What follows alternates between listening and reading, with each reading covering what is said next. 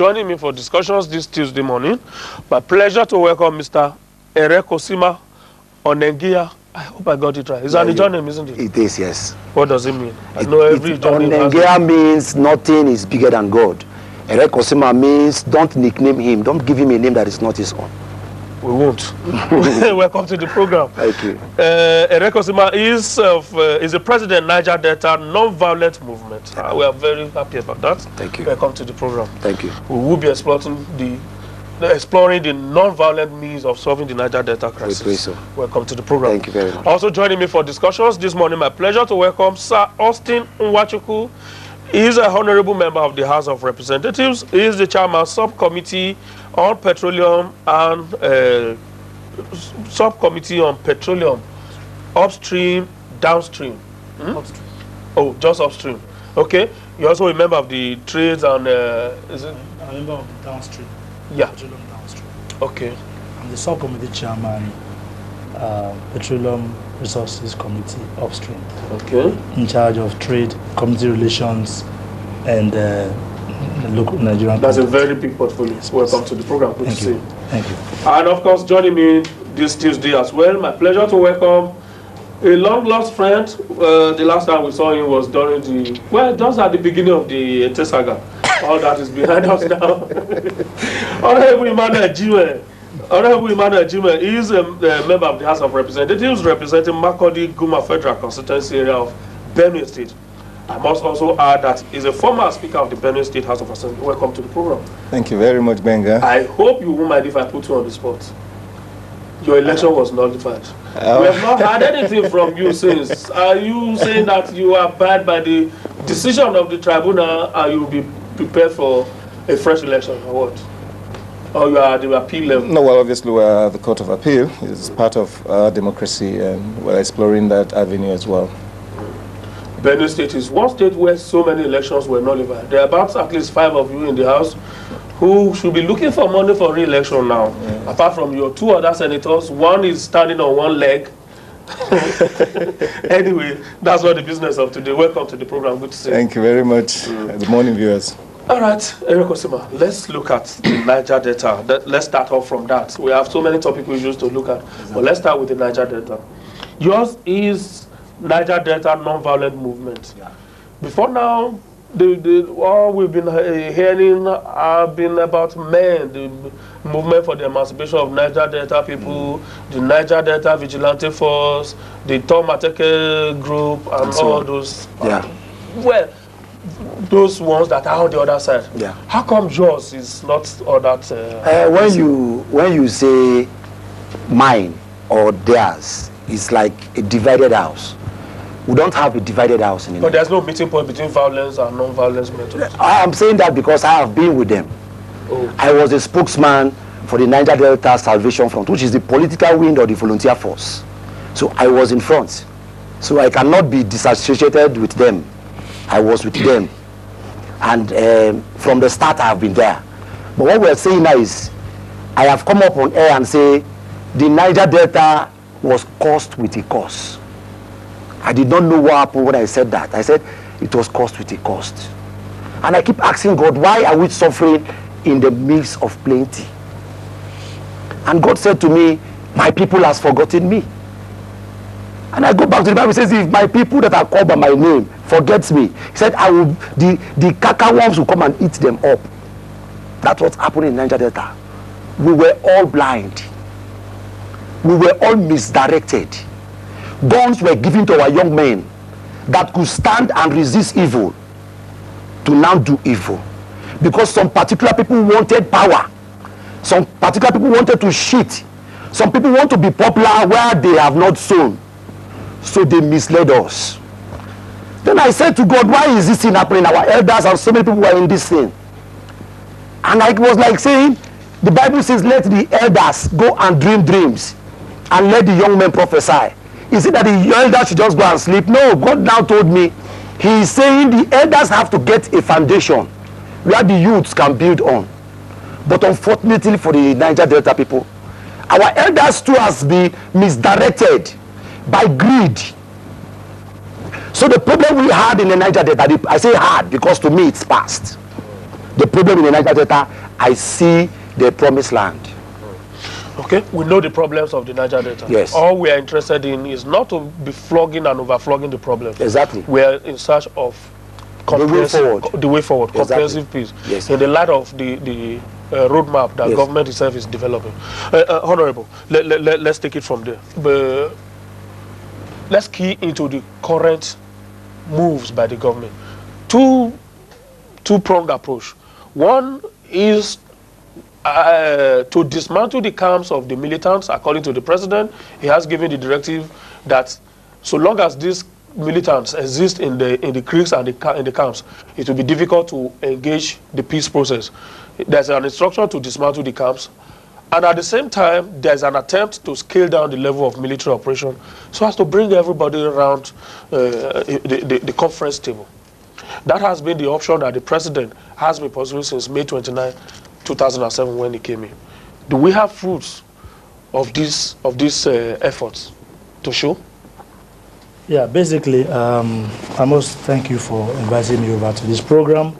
I also come from Niger Delta State. Igbo State is part of the Niger Delta. So it's very paramount that I'm here. And no, not by association, by legality. You have a couple of oil wells. Exactly. So it's very important to have this issue discussed.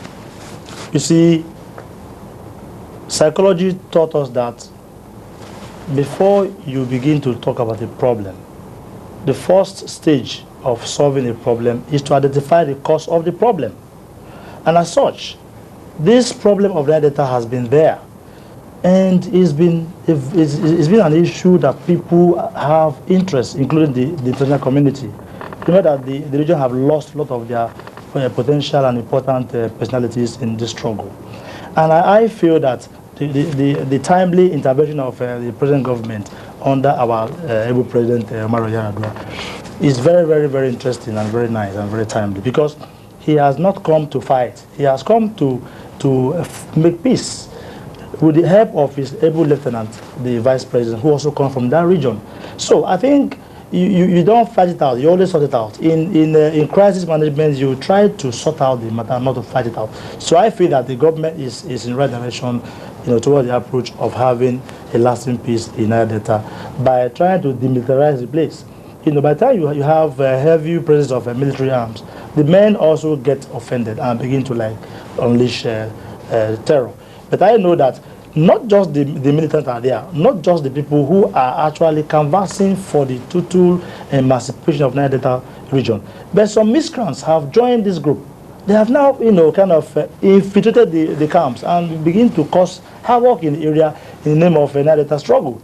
So you might find that if you take proper check in that region, not everybody that calls himself a militant or as a militant is actually people fighting for the Niger Delta struggle. Some of them are criminals who have just come from here and there and joined the issue. So I'm saying that what the government is doing now is in line and is in tandem with proper democratic arrangement. Okay. Honorable Chile, the peace option appears to be weighing heavily on the card of the federal government. First, the government set up a peace and reconciliatory committee. And then the immediate initial reaction was that the Niger Delta people are not at war, and so they don't need to be reconciled with anybody. But then, there's need for peace before any other thing can take place in the Niger Delta. The government is moving forward along that line. There's a comprehensive Niger Delta master plan, Niger Delta development master plan, and all of that. How handsomely has the peace option paid off? Well, Benga, let me start first and foremost by acknowledging, I think, that there is a national consensus developing in our nation right now about the primacy of place that Niger Delta ought to occupy in this our national enterprise. I mean, after all, that is the goose that lays the golden egg. I mean, this is one thing that all of us must accept as a reality of our times. Therefore, it seems to me that it is very clear that we have to understand and put in clear perspective what the legitimate agitation of the people of the Niger Delta is. Now, I think that today we have come to a position where we have a government in place that has begun to understand clearly what it takes for us to be able to deal with this situation head on. What we've had in the past has been, if you like, an aggressive approach, which in my view really did not yield much, because it seems to me that when you have a situation that is as volatile as what we have in the Niger Delta, that you need to engage the process in a way and manner, that can actually, establish that we really understand what the issues on the ground are. I mean, these are legitimate and valid claims people are making. Therefore, it makes sense to me that you have to meet them in a way that they can understand that you're taking their interest at heart. Now, what the government is doing, in my view, is the right way to go, because there's simply no way that you're going to achieve anything without a dialogue. It seems to me that the best way to approach this matter is the way that the government is taking it presently, which is to engage ourselves in an intellectual debate as to what our problems in the Niger Delta are and how do we go about trying to attain a solution, which makes me very, very happy to be on this program with my friend, because he's talking about a non-violent approach, which is in a way very, very consistent with the thinking that I have, that we need to be able to dialogue with ourselves. And Benga, I think it is not even right to say that we do not need reconciling because we're not at war. Because what really was happening in Niger Delta was in a lot of ways the equivalent of a war, maybe fought by other means actually. So there's a lot of reconciling that we need to do in this country, not even only in the Niger Delta, but amongst all the constituent parts that make up this nation. So therefore I applaud, and I think we should commend the president for initiating this peaceful engagement, which is what we need. The National Assembly interested in senators relocated to the Niger Delta, went to the creeks and all those places to see for themselves what the people go through there, and they seem to be in a mood now to appreciate what the problem is, and they are ready to support any executive master plan for the development of the place. But all of these have to take place in an atmosphere of peace. And so there's need for the boys to come out of the creeks and embrace this peace option and the development option. Let me start. How do we get them out? Let me start like this. When you talk about peace in the Niger Delta, I don't see sincerity in it. What we need in the Niger Delta is not peace. What do we need? Justice. How? Transparency. I want to explain. Our problem in the Niger Delta is not Nigeria, because we are all Nigerians. But that we are blind to some truth, that Nigeria is fighting war with itself. I told people Mandela fought and is a hero today. Nelson Mandela, that is a hero today, did not fight the kind of fight we were fighting in the Niger Delta. He fought white. He saw his enemy, he knows his enemy. The same thing to this man, what do they call him? These freedom fighters, they fight colors. What are the Niger Delta fighting? That is where we should start from. What are we fighting? We're killing ourselves every day. So tell us. The Nigerian army is in the Niger Delta. They are killing people every day. So what are we fighting? We are fighting what the Bible calls wickedness in high places. Greed and stinginess, selfishness that would not allow any other person to be somebody. Where are these happening? In the Niger Delta, then we will not need anybody to come out to have any right to win an election. You should not have a godfather that will impose you on the people. These same people that are winning elections, when they are not popular, will bring guns to our men and destroy their generation. And Nigeria sits back and supports it. The world sits back and supports it. Where there is no election, somebody who is not on the ground, he just comes and wins an election. And he wants to stay there because he's not popular. He now gives young men gun to go and kill themselves. We don't want to point fingers. There is a saying that an eye for an eye, the whole world will go blind. If you kill these boys in the Niger Delta, what about those that sent them? So we are saying we are preaching forgiveness. We want to start at the real point. I have met over 70% of these so-called boys you call militants. The cult group, I have met every one of them. They are all telling me one thing. They have done so much for some persons, for some people, and they feel their lives are threatened. Their problem is not the gun. Their problem is the people they have hurt. How do they get back to ask for forgiveness? Their problem is how do they turn back the hands of the claw to do right from what they have been taught. No, that was the, and I told them, for peace. I am coming. No, I don't want to put the word peace. Okay, reconciliation. Not even reconciliation. The reconciliation that should be done in the Niger Delta is that the government should be sincere. From the day the government will pronounce forgiveness for these so-called militants and these people in the Niger Delta, 1 year will be too long for us to turn Niger Delta around and the whole world will find a peaceful place. I am saying this because this is what they have told me to say. That they are ready to come out and defend their father's land. They are ready to lay down the arms. We will fix a date when they will come out and say, this is our arms, we're laying it out. But we are afraid that the government will not be sincere because they will do to them what they did to Alhaji Asare. After he gave out his arms, they turned back and arrested him.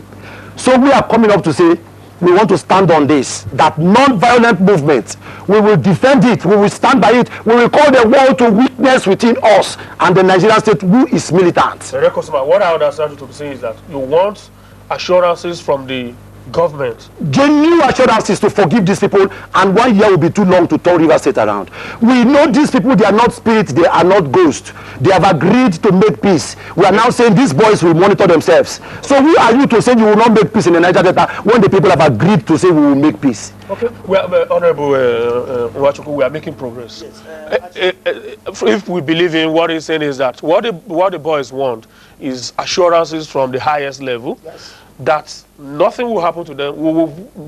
The past will be bygone, and then we'll open a new chapter, the way forward. Yeah, is that too much a sacrifice for the Nigerian state or the government of the Niger Delta to make? Yeah, I'm aware that the River State government, for example, has set up a Truth and Reconciliation Committee headed by former Supreme Court Justice Kayode Esho. Yes. Thank you very much. You see, what my friend here just said is very important. Actually, you see, there are two sides to a coin. And you know that in the Bible, God said that Israel is like a tree planted by the riverside, and that they will bear forth fruit in all seasons. It means that come rain, come shine, come dry, come wet, any tree by the riverside will always blossom. And that's exactly what the Niger Delta is to Nigeria. It is the region that produces today what we call the lifeline of Nigeria, because that is where the oil that oils the wheel of Nigerian wheel of progress comes from. And as such, any aspect of politicking with the Niger Delta would mean postponing the doomsday.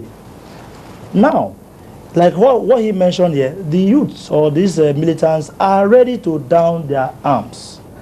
I think it is high time that the government should look at that in a very perspective, in a way, so that the two factions, the government and the antagonists and the protagonists will come in terms with each other and begin to profile solutions. But I must tell you something. In as much as we are also saying that yes, the government should pay attention to Niger Delta region, I want to also commend the good work of the NDDC, because over years, the Commission have really done a lot in terms of provision of infrastructures and social development in the region. It is one government agency that is not afraid of. If you go to the so-called volatile area. Yes, I'm coming, because you see, if you why I say this, if you compare the quantum of money given to say one state in the Niger Delta region in the last 8 years, and the amount of money given to NDDC in the last 8 years, you find that the states have almost 5 times the amount of money NDDC has got.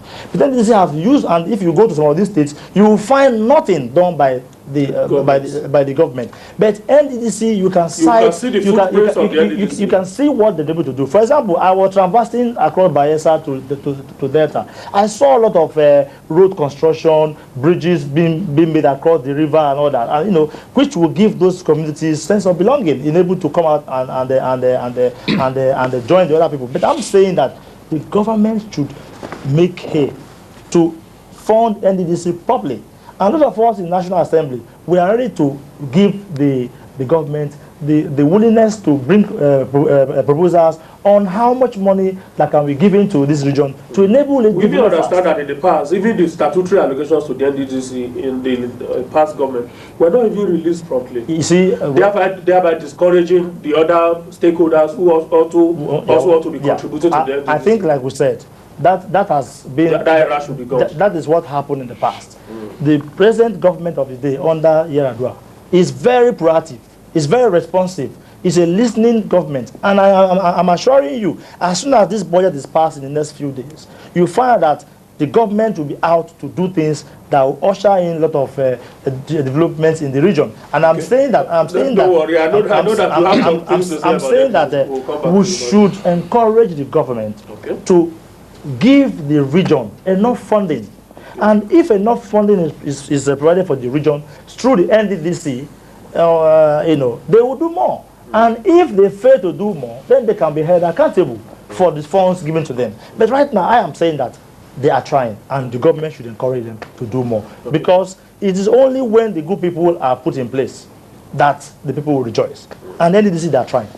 How about flowing from what you said about encouraging those who are doing well to do more? But can we count on the National Assembly, for example, to prevail on the executive to proclaim a general amnesty for everybody in the Niger Delta as a means of getting the boys to come out of the creeks, lay down their arms, and let everybody join in the efforts to build the Niger Delta? Can we count on the National Assembly to be able to do that? No, I believe the imperative for declaring a general amnesty so far as the militants in the Niger Delta are concerned is one that we need to really take a serious look at. I think, quite frankly, that you are only going to be able to achieve that much with peace, when we establish clearly and show that we're sincere and honest, and we're actually committed, to the cause of peace. And therefore, granting an amnesty to me is an ingredient, is an element, that I think constitutes what can now add up to the total package, of what we're looking to get, which is peace in the Niger Delta. There's one thing, though, that my colleague mentioned, about the insincerity of government in the past, and he gave the example of Asari Dokubo as a basis for the fear that government may not live up to its billing and up to its promises. And I think that as fair as it is, for us to look backwards, I think it is proper to situate that there's a new era and that we have a new government in place, that, in my view, appears to be more of a government that listens, than, one that decides to impose its will on the people. Therefore, I think it is possible that we can trust that this particular administration is able to do that which it promises to do. Outside of the fact that we also have, fortunately, at this present time, the vice president, who I think is the son of the soil, and one that is trusted, to be able to leverage in a way, that all of us can recognize, the importance, of proceeding along, this peaceful means that we've chosen. Therefore, I can also join my colleague here that for those of us at the National Assembly, we recognize this as a very, very important step that we need to take. And I think maybe himself and I, can make a commitment here that we should be able to, sponsor a motion in that direction, because it's something that I think we really need it's an option we need to try out. Absolutely. Let's see absolutely. Let the government try it out. Proclaim a general amnesty for everybody in the Niger Delta. Yes. Let's try it out. Let's see how it works out. And say no victor, no vanquish. Because right now we've all come short of the glory of God. We've seen. And let us come back to reality. After all, the weapons do belong to the Nigerian army, we are told. Yes. How did they get into the wrong hands? I want to also add that my committee, the Petroleum Resources Committee of the House of Reps, which I happen to be the chairman subcommittee on trade, community relations, and Nigerian content, we're planning a very high-powered summit on the 12th and 13th of March. And this summit pertains to invite all the stakeholders in the petroleum industry, in the oil industry of Nigeria, and the host communities, where several agitations are coming from over what is ought to be and what is not ought to be. And I hope that in line with achieving that lasting peace, this will also be another form of brokering this issue of difference between the communities. Because you see, the actual problem that we're facing is that the host communities are not getting or benefiting from the services or from the presence of the oil companies in their communities, and as such, they get upset, because now you have oil at your back door. Somebody comes there, tap it, you take it, and nothing is given to them. So these people get aggressive, and as such, make a series of vandalization to the oil wells and all that. And as such, I am saying that this summit that we are planning to do would cushion in a lot of peace in the process that will give us the legal framework on how to legislate on laws that could guide host communities and the operators in the oil sector. It's coming up on the 12th and 13th of March, and that will give us a lot of interest, because we want them to come and talk.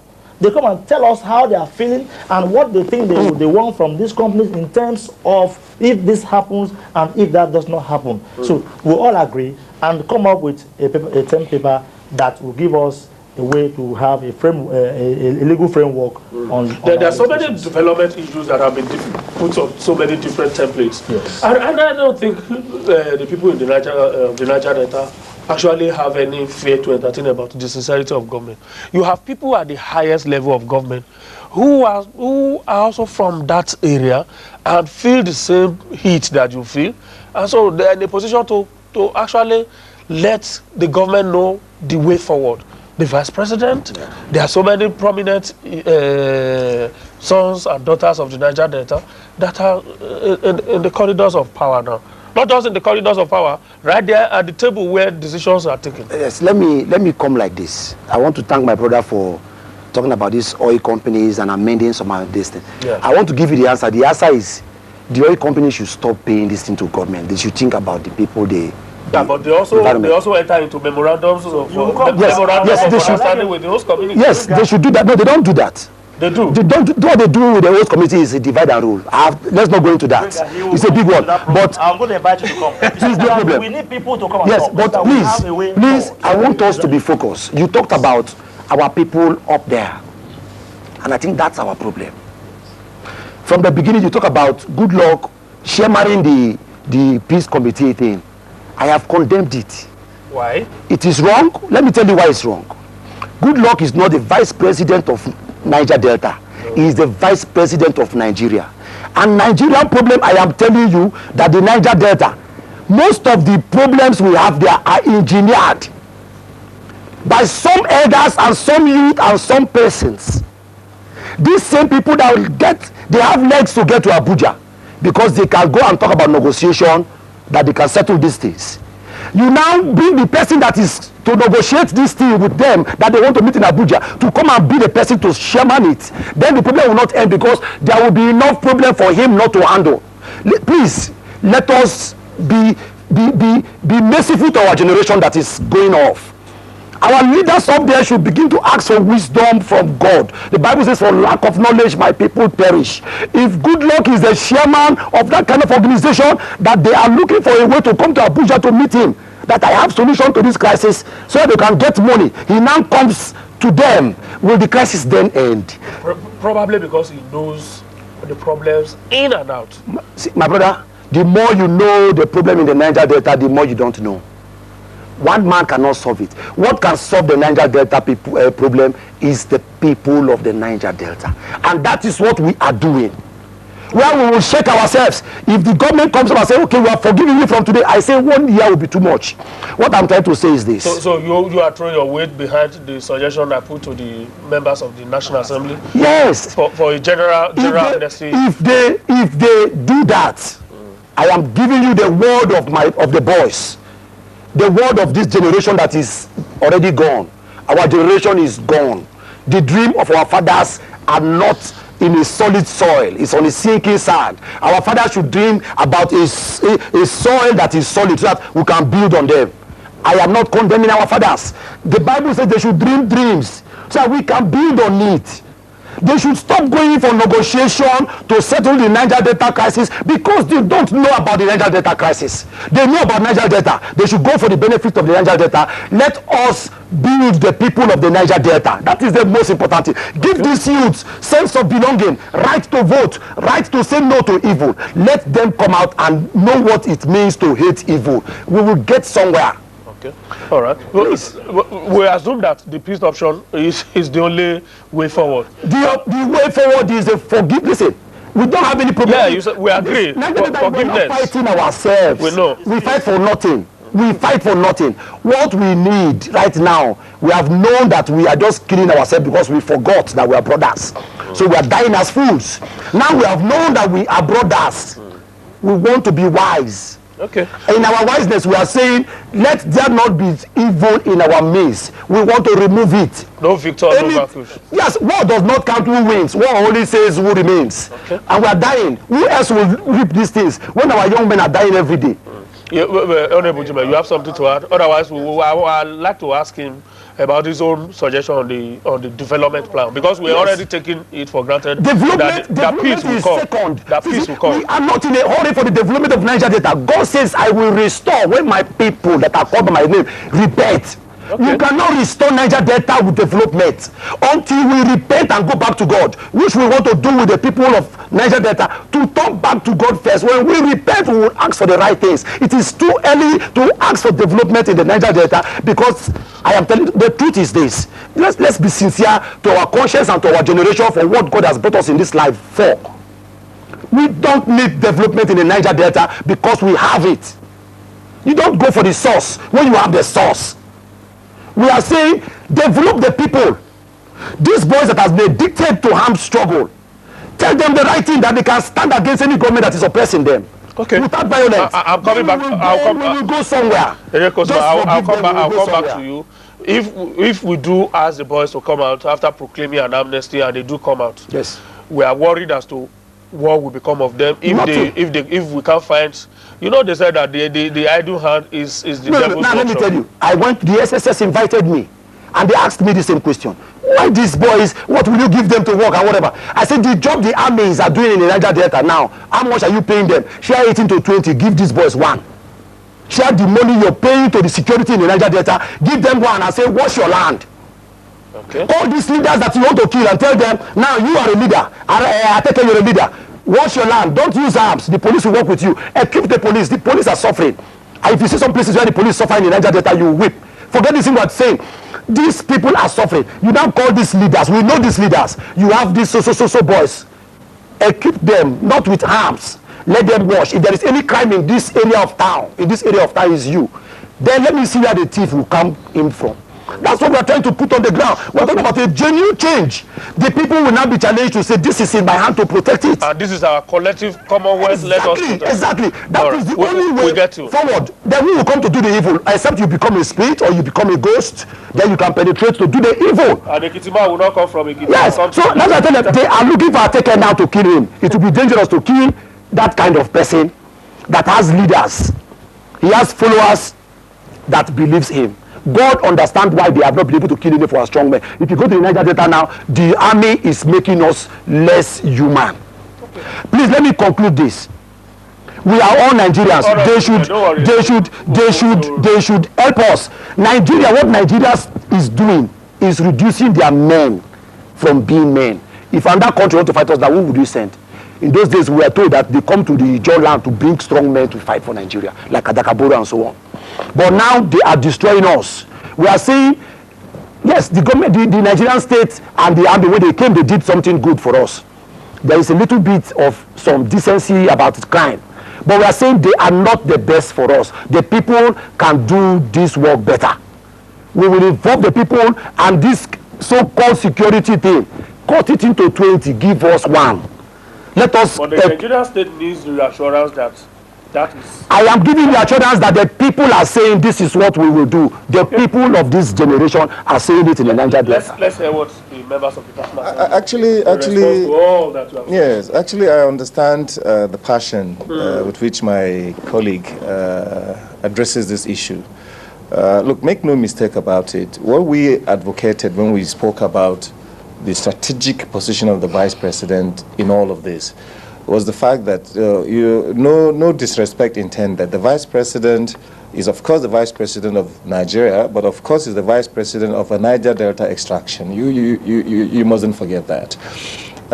So therefore, we think that because it's number 2 at this present time, that if we have a sincere system that is put in place, and then you have a leadership from both the Niger Delta and of course at the federal level, that is transparent and is honest and is committed to the cause of peace, progress and development in the Niger Delta, then we're likely to have started achieving some of our objectives. So it is no intention on our part, to suggest that the vice president should only be restricted, to providing solutions, to issues that concern only the Niger Delta. I thought maybe we should make that clarification, and then going forward, I would suggest, with the greatest respect, that we need to have a delicate balance as far as how we think out processes for achieving peace in the Niger Delta is concerned. One of which, of course, is that we must also develop infrastructure as well as we may wish to develop the people at the same time. There must be a delicate balance, because just like you posed the question, if we bring out the militants, from the creeks, and in the end, there's really nothing on ground, for them to be able to busy themselves with, then you may have developed another situation that in the short run can create another problem of a different kind. So I think that going forward, it is important that we do this delicate balancing by ensuring that infrastructure, because it is very, very critical, it is of utmost importance, that if you're talking about economic development, then therefore infrastructure must be one of the components that you ought to be thinking about. And I think the Niger Delta is in their need of infrastructure development. We are really indeed very grateful for the contributions of the 2 members of the National Assembly, particularly the assurance that you are giving on the issue of a general amnesty for the people of the Niger Delta. Yes, Benga, I just want to... means of getting them to... Yes, Benga, I just want to chip in quickly. I know time is of essence.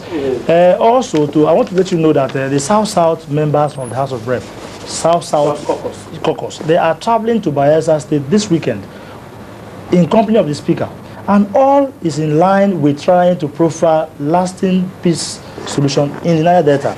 And also, there's a non-governmental body, a socio-cultural group known as the Boys Company. They are also going to a place like Ikeremo this weekend, or also sensitize the people on the need to let off the issue of hostage taking. Let there be peace. Let people know that the world is watching us. And we are beginning to say that the boys in the creeks should please, in the name of God, drop the arms, come out and negotiate. Let government put them where they should be. And I tell you, like he said, if the government can pronounce on them forgiveness, I am sure these boys will be a better security people to know them. Thank you very much. Thank you so much. We can't continue. We just have to apply the we get it, yeah. But we are appreciative of all that you have said. Thank you. And the commitment, the candor and the honesty with which you have spoken. We appreciate it a lot. Thank you. Onengiya is the president, Niger Delta Non-Violent Movement. Thank you so much for your suggestions this morning. We appreciate it. Thank you. And of course, Sir Austin Nwachukwu is a member of the House of Representatives. He is the chairman subcommittee of petroleum upstream. Yeah, and a member of so many committees in the House. He's a member of the House of Reps from Imo State. We appreciate it. Thank you so much, sir. And of course, Honorable Emmanuel Jime is also a member of the House of Representatives. He represents Makurdi Guma Federal Constituency of Benue State, and is also a former Speaker of that State House of Assembly. Thank you so much, Honorable Jime. I'm grateful. That's the program Focus Nigeria today, this Tuesday.